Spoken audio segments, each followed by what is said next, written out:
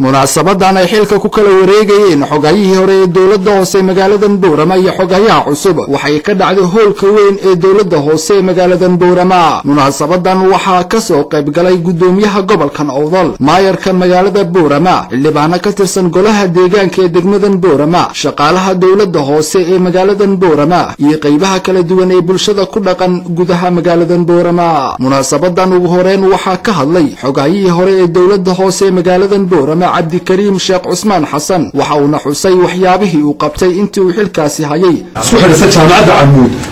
waxaan gudoomiyaha u sheegay waxaan soo qaadanay gidaar laga dhigo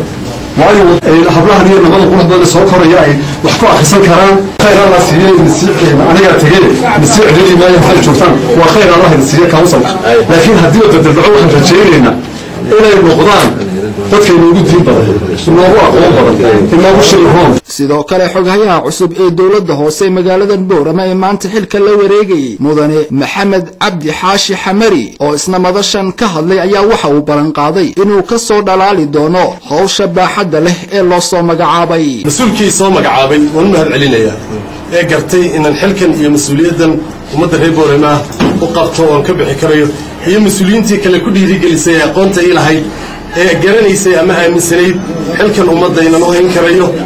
oo halkiisii iyo meel ka sareeyay gaarsiin karo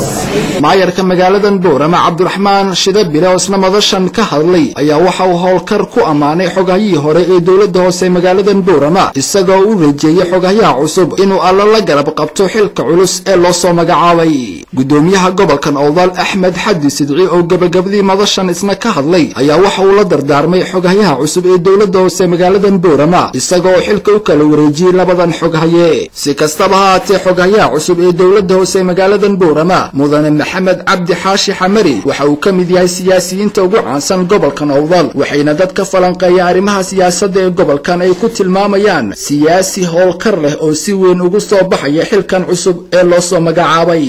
Cabdi Fatax Axmed Hadwanaag News magaalada Boorama.